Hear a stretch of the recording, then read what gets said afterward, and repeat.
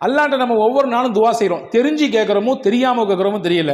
நம்ம எல்லாத்துக்கும் ஒரு துவா தெரியும். ரப்பனா ஆத்தினா ஃபித் துன்யா ஹசனா ஒஃபில் ஆஹிரத்தி ஹசனா வகினா அதாபன்னார். 3 அம்சம் இருக்குது இதில்.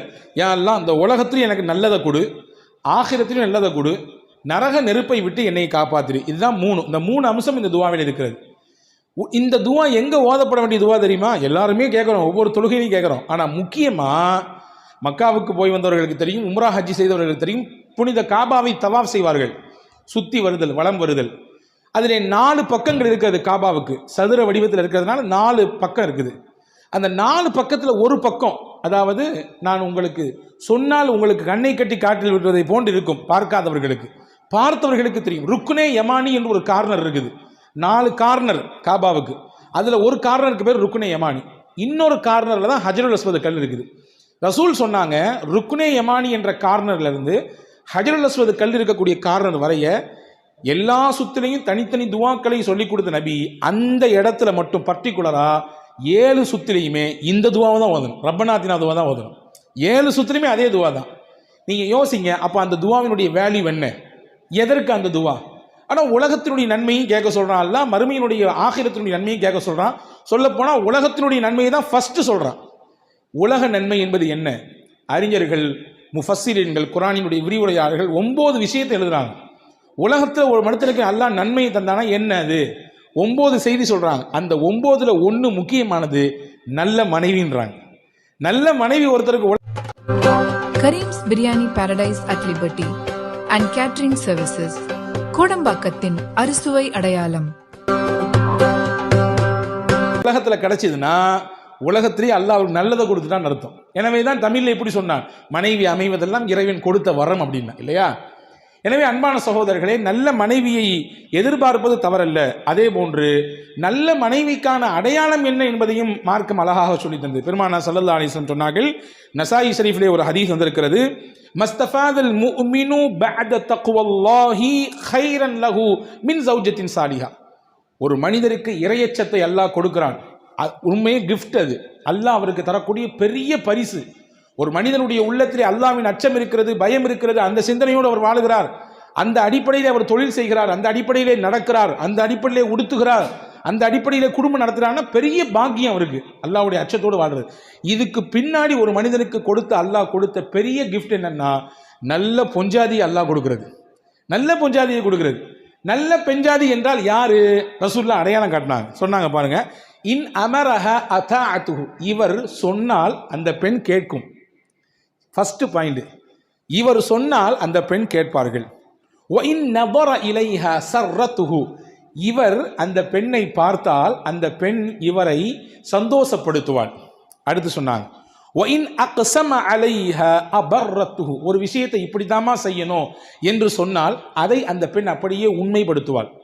மாற்று கருத்தோடு முகத்தை திருப்பி கொண்டு போக மாட்டாள். 3. 4வது சொன்னாங்க, வ இன் காப அன்ஹா ஹஃபிதத் மாலஹா வ நஃப்ஸஹா, இவர் வெளியூருக்கு போய்விட்டால் தன்னையும், அதாவது தன் கற்பையும் தன் கணவனால் கிடைத்த பொருளையும் பேணி பாதுகாப்பாள். இந்த 4 அம்சம் எந்த பெண்ணிடத்தில் இருக்கிறதோ அவளே மிகச்சிறந்த பெண்ஜாதி என்று அல்லாஹ்வின் தூதர் ஸல்லல்லாஹு அலைஹி வஸல்லம் சொன்னார்கள். அன்பர்களே, இதில் ஒன்று பார்த்தா சந்தோஷப்படுத்துவாள் என்று பெருமானார் ஸல்லல்லாஹு அலைஹி வஸல்லம் சொன்னாங்க. இன்னைக்கு பார்த்தாலே நிறைய பேத்துக்கு பயமாக இருக்குது. மனைவியினுடைய சத்தம் கேட்டாலே நிறைய பேத்துக்கு பதட்டமாக இருக்குது. முல்லாவினுடைய கதை நாம் அடிக்கடி சொல்வது உண்டு, இல்லையா? முல்லா ஒரு நாள் கட்டிலில் படுத்து கிடந்தாராம், ஒய்யாரமான கட்டிலில் படுத்து கிடந்து நான் மேலே உதட்டில் கையை வச்சு எதையோ யோசிச்சுட்டே இருந்தார். யோசிச்சுட்டே இருந்தவர் டமான்னு கீழே விழுந்துட்டார். அந்த அம்மா அங்கேயும் சத்தம், என்ன சத்தம் அப்படின்ச்சு. ஒன்றும் இல்லைம்மா, சட்டை கீழே விழுந்துச்சுமான்னாரு. சட்டை விழுந்தா ஏன் இவ்வளவு சத்தம்? அந்த சட்டைக்குள்ளே நான் இருந்தோம்ல அப்படின்னாரு. ஒரு சின்ன வார்த்தை தான், அவருக்கு எவ்வளோ பெரிய அதை பற்ற சங்கடம் பாருங்க. அரிஸ்டாட்டில் கேள்விப்பட்டிருக்கோமா? அரிஸ்டாட்டில் ரொம்ப பெரிய விஞ்ஞானி. அவர் எப்பொழுதுமே மாணவர்களோடு சுற்றி இருப்பார். ஒரு நாள் அவருடைய வீட்டு வாசலிலே திண்ணையிலே மாணவர்கள்லாம் உட்காந்து அவர்கிட்ட நிறைய கேட்டுட்டு இருந்தாங்க, பேசிட்டு இருந்தாங்க. விவாதம் போய்கிட்டு இருக்கு நல்ல கண்டுபிடிப்புகளை பற்றி. அங்கே வீட்டுக்குள்ள மனைவி ஓன்னு சத்தம். இவர் வேற வேலையே கிடையாது, யாரையாவது கூட்டு உட்காந்து எப்படி கதைக்க வேண்டியது, வேற மனுஷனுக்கு ஏதாவது பொழப்பு இருக்கா என்று கோன்னு சத்தம். இவருக்கு ஒன்றுமே புரியலை. பசங்க வேற வந்திருக்காங்க, விருந்தாளிகள்லாம் உட்காந்துருக்காங்க, இப்படி அந்த அம்மா கத்திட்டு இருக்கேன்னு சொல்லி. இருந்தாலும் காதில் கேட்காத மாதிரியே அந்த பிள்ளைங்கள்ட்ட பேசிக்கிட்டே இருந்தார். திடீர்னு வேகமாக அந்த அம்மா உள்ளே இருந்து ஒரு குடம் நிறைய தண்ணியை கொண்டு வந்து தவான்னு தலை மேலே ஊற்றிச்சாம்மா. யார் மேலே? அரிஸ்டாட் மேலே மொத்தமாக ஊற்றிச்சான். அவர் அப்படின்னு நினைஞ்சிட்டு ரொம்ப கூலாக சொன்னாராம், இவ்வளோ நேரம் இடி இடிச்சுது, இப்போ மழை பெஞ்சிருக்குன்னாராம். இவ்வளோ நேரம் என்ன செஞ்சுது? இடி இடிச்சுது, இப்போ மழை பெஞ்சிருச்சு, விட்டுருங்க, இது அப்படி தான் பார்க்கணும், கடந்து போகணும் என்று அரிஸ்டாட்டில் சொன்னதாக ஒரு செய்தி உண்டு. அன்பு சகோதரர்களே, இப்போ உலக வாழ்க்கையிலே நல்ல குடும்பம் அமைவது என்பது மிகவும் சிறப்பானது. ஒன்று நல்லா புரிஞ்சுக்குங்க. ஒரு மனிதனுக்கு சிறந்த மனைவி கிடைத்தால் என்றால் அவன் வாழ்க்கையின் அடுத்தடுத்த கட்டத்திற்கு நகர்ந்து போய்கொண்டே இருப்பான்.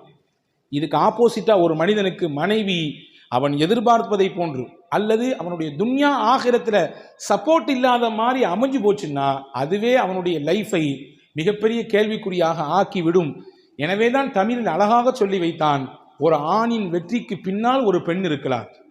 ஒரு ஆணின் வெற்றிக்கு பின்னால் ஒரு பெண் இருக்கிறாள் என்றால் யார் அந்த பெண்? முக்கியமாக தாயாக இருக்கலாம் அல்லது மனைவியாக இருக்கலாம், இல்லையா?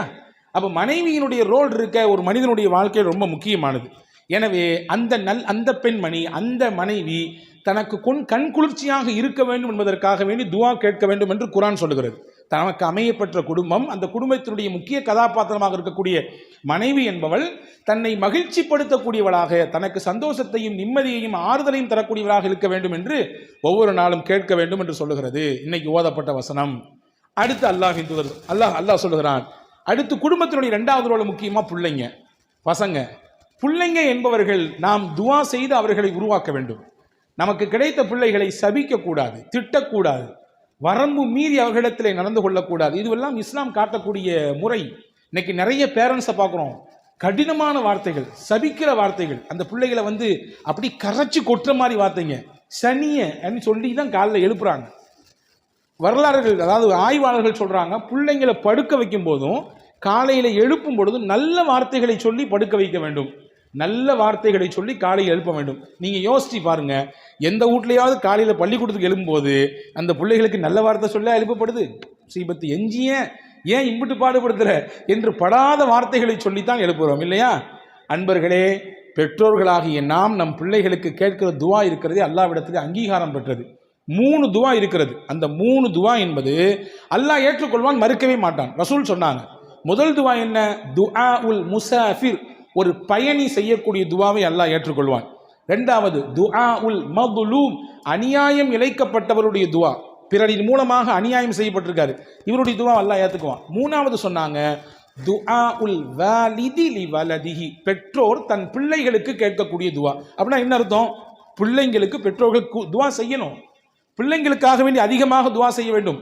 இப்படி துஆ செய்வது நபிமார்களுடைய சுன்னத்து. இப்ராஹிம் அலைஹிஸ்ஸலாம் துஆ செஞ்சிருக்காங்க, குர்ஆன்ல வருது, ரப்பி ஹப்லி மினஸ் சாலிஹீன், யா அல்லாஹ் எனக்கு நல்ல பிள்ளைய கொடு ரப்பே கேட்டாங்க.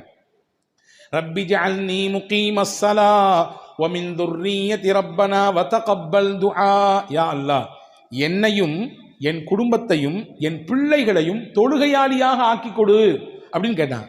தொழக்கூடிய நபர்களாக ஆக்கி கொடு இப்ராஹிம் கேட்டாங்க. ஜக்கரியா அலைஹிஸ்ஸலாம் கேட்டதாக குர்ஆன் சொல்லுகிறது, ஃபஹபிலி மின் லதுன்க வலியா, எனக்கு உன்புறத்திலிருந்து எனக்கு ஒரு உதவியாளரை, எனக்கு ஒரு பிள்ளையை கொடு அப்படி சொன்னாங்க.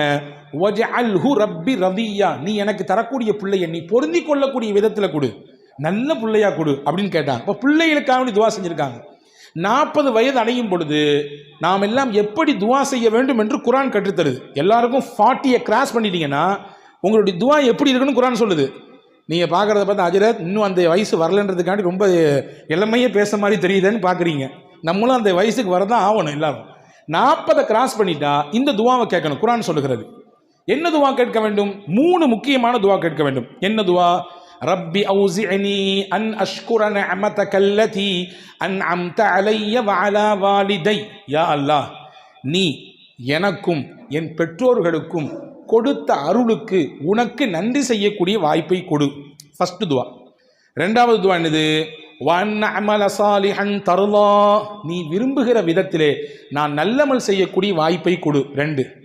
மூணாவது முக்கியமா வ அஸ்லிஹ் லி ஃபீ துர்ரிய்யதி, என் பிள்ளைகளை எனக்கு சாதகமாக ஆக்கிவை, எதிரியாக ஆக்கிறாத. நிறைய வீடுகளில் அப்பாவும் மகனுக்கும் எதிரும் புதிரும், பூனையும் எலியும் மாதிரி அப்படி பாஞ்சுக்கு நிற்கிற மாதிரி இருப்பாங்க, இல்லையா? பார்க்குறோமா இல்லையா?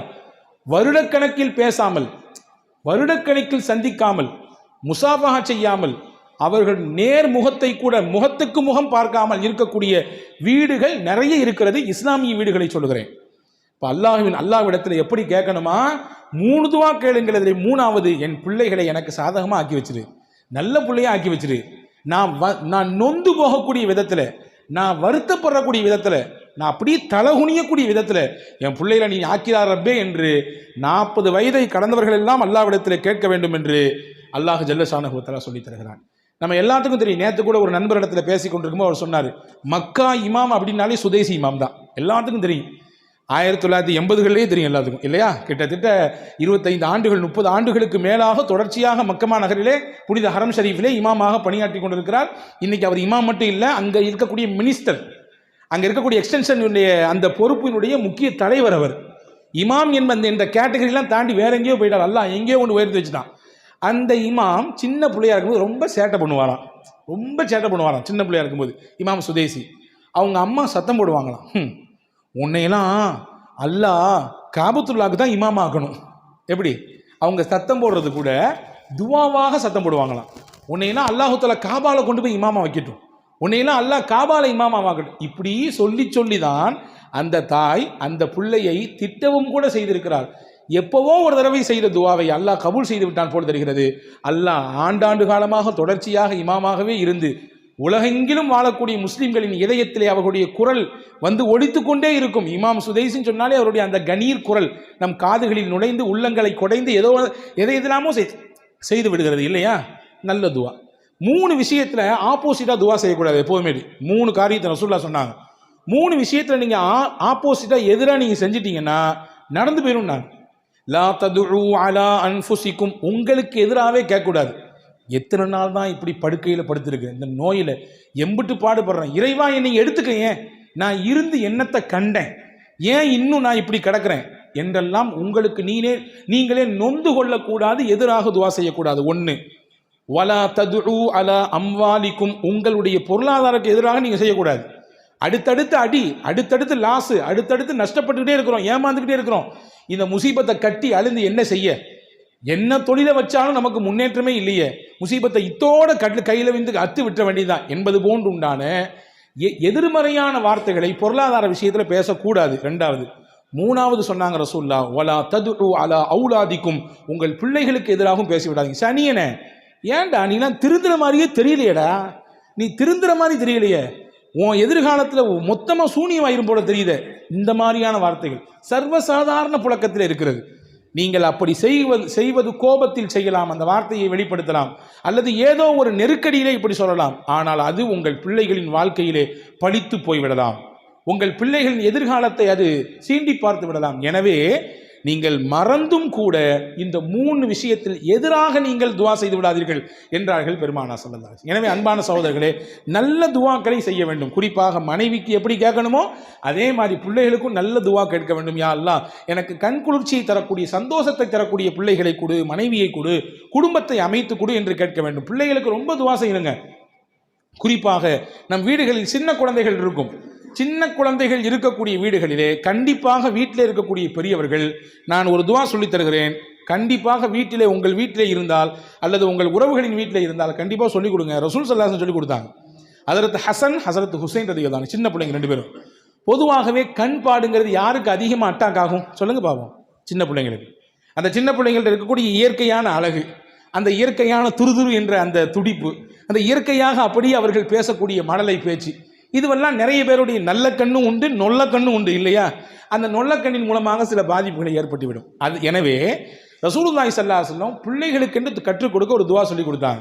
ரசூலுல்லாஹ் ஹசன் ரலியல்லாஹு அன்ஹு, ஹுசைன் ரலியல்லாஹு கூட்டு மடியில் உட்கார வச்சுட்டு இப்படி துவா சொல்லுவாங்களாம், இன்ன அபாக்குமா கான யுஅவ்விது பிஹிமா இஸ்மாஈல வ இஸ்ஹாக, உங்கள் தகப்பனார், உங்கள் பாட்டானார் இப்ராஹிம் அலைஹிஸ்ஸலாம் தாம் பிள்ளைகளுக்கு இஸ்மாயிலுக்கும் இஸ்ஹாக்குக்கும் இந்த துவாவை தான் சொல்லுவார்கள் அப்படின்னு சொல்லிட்டு, அதை பாருங்க, உங்க வாப்பா பாவா இப்ராஹிம் நபியிடத்து கற்றுக் கொடுத்த துவா உங்களுக்கு நான் இப்போ செய்ய போறேன், அவங்க செஞ்சு நான் செய்ய போறேன், இதை அப்படியே விட்டுறக்கூடாது, காலத்துக்கும் பின்னாடி வரணும். காரணம் இது பாவா கற்றுக் கொடுத்தது, இப்ராஹிம் அலைஹிஸ்ஸலாம் கற்றுக் கொடுத்ததுன்றதை உணர்த்திட்டு அந்த துவாவை சொல்லி கொடுக்காங்க.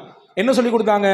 அல்லாஹும்ம இன்னி அஊது பி கலிமாத்தில்லாஹி தாம்மா மின் குல்லி ஷைத்தானின் வஹாம்மா வ மின் குல்லி ஐனில் லாம்மா.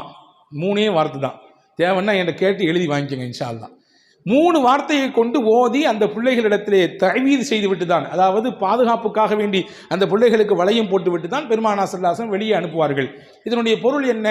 பரிபூரணமிக்க அல்லாஹ்வினுடைய வார்த்தைகளை கொண்டு உனக்காக அல்லாஹ்விடத்திலே பாதுகாவல் தேடுகிறேன், ஷைத்தானின் தீங்குகளை விட்டு பாதுகாவல் தேடுகிறேன், உங்களை தீண்டக்கூடிய கண் பார்வையிலிருந்து உங்களுக்காக வல்ல அல்லாஹ்விடத்திலே நான் காவல் தேடுகிறேன் என்ற துவாவை ஓதிவிட்டு நம் பிள்ளைகளிடத்திலே ஊதிவிட்டு நமக்கான வேலைகளை, நம்முடைய வெளியே கிளம்பக்கூடிய விஷயத்தை செய்தால் தீங்குகள் ஏற்படாது, பார்வைகளுடைய அந்த தாக்கம் ஏற்படாது, கெட்ட பார்வைகளிலிருந்து ஏற்படக்கூடிய அந்த அந்த அந்த பிரச்சனைகள் எல்லாம் அந்த குழந்தைகளுக்கு சந்திக்காது என்பதை பெருமானார் ஸல்லல்லாஹு அலைஹி வஸல்லம் அழகாக கற்றுத்தந்தார்கள். ஆக கண்ணியமானவர்களே,